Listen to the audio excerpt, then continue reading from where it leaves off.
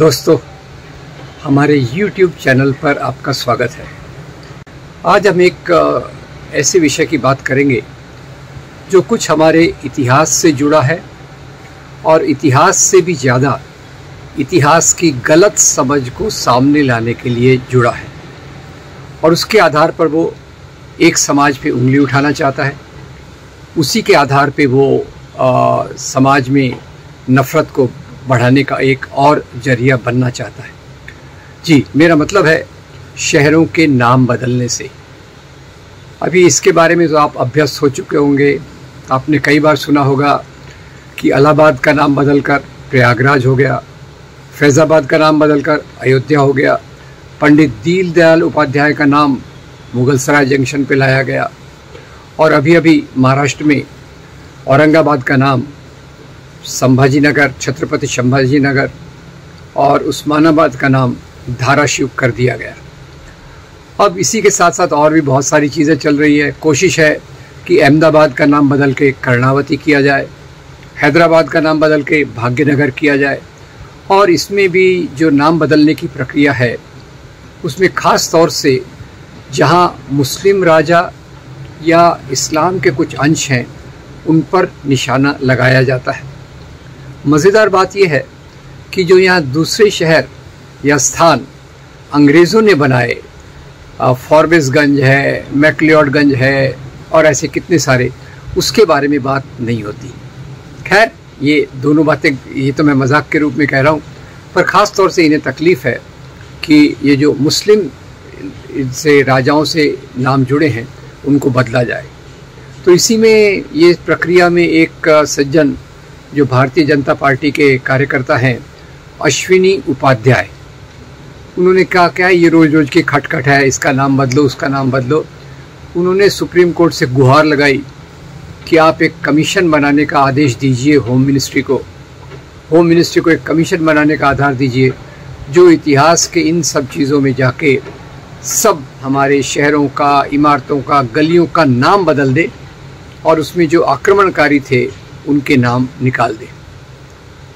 अब supreme court तो इसमें कई बार उनके जजमेंट्स अलग प्रकार के आते हैं, पर ये जजमेंट जो है इस पर ज़्यादा लोगों ने ख्याल नहीं किया।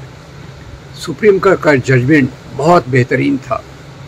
जस्टिस थॉमस और नागरत्नम्मा, इनके जो बेंच थी, उन्होंने कहा क्यों आप इतिहास के आधार पे आज नफ़रत फैलाना चाहते हो, क्यों आप एक समाज को चिन्हित करना चाहते हो, क्यों आप आगे की पीढ़ियों को इतिहास की दीवारों में कैद करना चाहते हो। जो है, अगर लोगों ने आक्रमण किया तो हमारी हकीकत है, पर ये जो पूरा विकास हुआ है वो इस देश का विकास हुआ है और इस देश को संविधान के आधार पर चलना चाहिए, ये सुप्रीम कोर्ट कहता है। और पुरानी बातों को इस प्रकार से इंटरप्रेट करना बंद करके भविष्य के मुद्दों के बारे में सोचना चाहिए। फिर अश्विनी उपाध्याय जी कहते हैं कि ठीक है, मुझे ये पिटीशन विड्रॉ करने दो। उन्होंने कहा हम विड्रॉ करने देंगे आपको तो आप मिनिस्ट्री के पास जाएंगे। ये विड्रॉ भी नहीं करते, हम आपकी पिटीशन को खारिज करते हैं, रिजेक्ट करते हैं। फिर बहुत अच्छा फैसला आया। पता नहीं ज़्यादा लोगों ने इस पर ध्यान नहीं दिया, पर ये जो नाम बदलने की प्रक्रिया है उसमें बड़े मज़ेदार किस्से भी हैं और फालतू की चीज़ों पे दिमाग लगाने की बात तो पुरानी हो चुकी है। यहाँ मैं शुरुआत करूँगा एक बहुत मज़ेदार चीज़ से कि इतिहास की समझ कैसी हो। अब एक इतिहास की समझ जो महात्मा गांधी की थी, जवाहरलाल नेहरू की थी, वो ये थी कि इस देश में अलग अलग धर्म के लोग यहाँ हैं। कुछ लोग बाहर से आते गए, शाक, हून, ग्रीक, उसके बाद मुसलमान आए, यहाँ के होकर रह गए, इस मिट्टी में मिल गए, इसी सभ्यता, संस्कृति, साहित्य इसमें समाहित हो गए। यानी यहाँ हिंदू भी हैं, मुसलमान भी हैं और सब इस देश के बराबरी के हकदार हैं।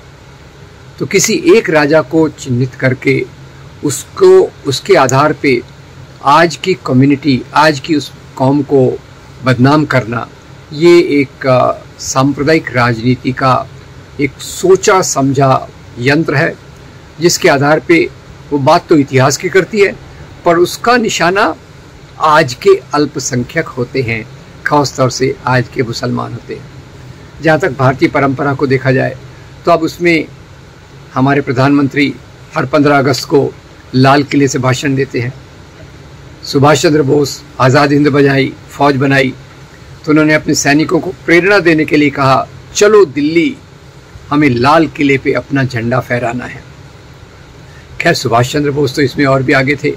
उन्होंने अपनी फ़ौज का नाम भी अरेबिक तरीके से रखा, पर्शियन तरीके से रखा, हिंदुस्तानी तरीके से रखा, आज़ाद हिंद फौज। और उसमें उनकी फ़ौज में सभी लोग थे। और ये बात और भी ख्याल कीजिए कि उनका जो झंडा था, उस झंडे में उन्होंने टीपू सुल्तान का जो स्प्रिंगिंग टाइगर, एक पंजा लगाता हुआ शेर, उसको उन्होंने अपना निशान अपने झंडे पे रखा। तो ये भारतीय परंपरा, भारतीय सभ्यता संस्कृति का जो मेल जोल है, वो महात्मा गांधी उसको समर्थन करते हैं, नेहरू उसको आगे समर्थन करते हैं, और सुभाष चंद्र बोस जैसे लोग भी ये सब धर्मों के देश को मेन के चलते हैं। अब जहाँ तक सांप्रदायिक राजनीति का सवाल है, ये नए नए मुद्दे ढूंढती रहती है। कभी भाई यहाँ तो पहले मंदिर था, मस्जिद आ गई, मंदिर तोड़ो मस्जिद बनाओ। फिर गौ हमारी माता है, अंतरधार्मिक विवाह, और उसमें घर वापसी। इन सब मुद्दों के आधार पे नफ़रत फैलाने का काम जोरदार तरीके से, ज़बरदस्त तरीके से किया जा रहा है। और यही नफ़रत के आधार पे श्रीलंका में सिंहला बुद्धिस्ट और हिंदू तमिल के बीच जो नफ़रत फैलाई गई, उसके कारण श्रीलंका में कितने हिंदुओं को कत्लेआम हुआ। पाकिस्तान में जो इस्लाम के नाम पर हिंदुओं के खिलाफ, क्रिश्चियंस के खिलाफ जो नफ़रत फैलाई जाती है, उसके कारण वहाँ के हिंदुओं के और क्रिश्चियंस के मानवाधिकार भी कमज़ोर होते हैं, उन पर अत्याचार भी होते हैं।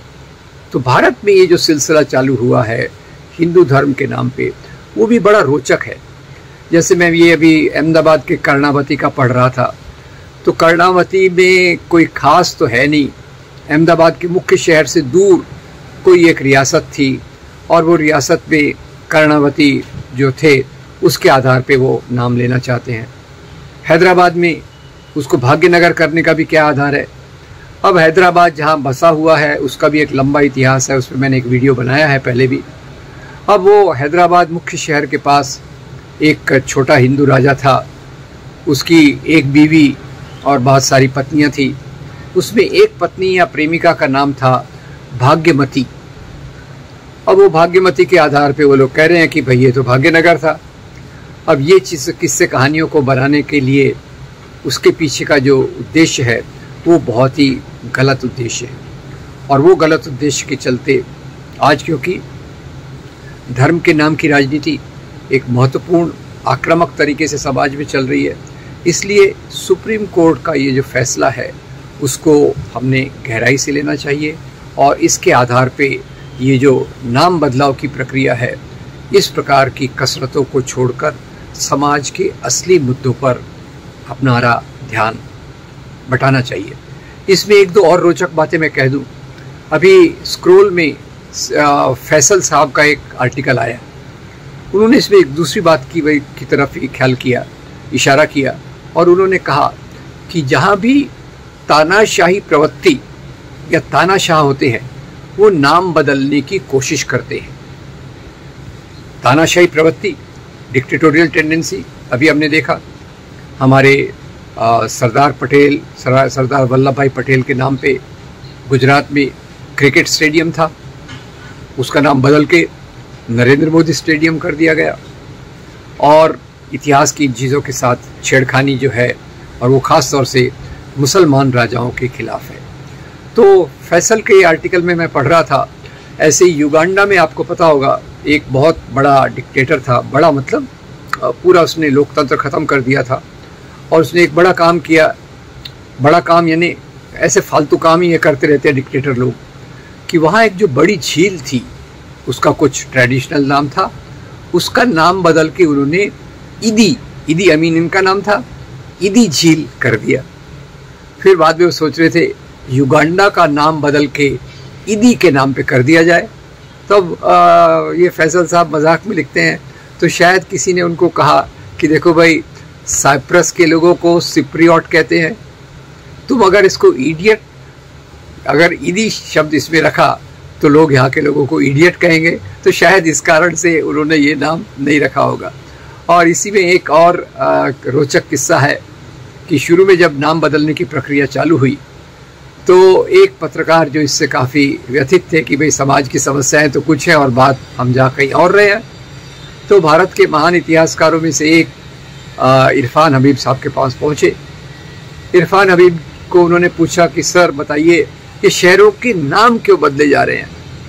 तो इरफान साहब ने बताया कि ये जो धर्म के नाम की राजनीति है, एक ही धर्म को देश का धर्म मान के चलती है और इसलिए यहाँ जो मुसलमान राजाओं से, इस्लामिक तहजीब से जो चीज़ें हैं उसको ये हटाना चाहते हैं।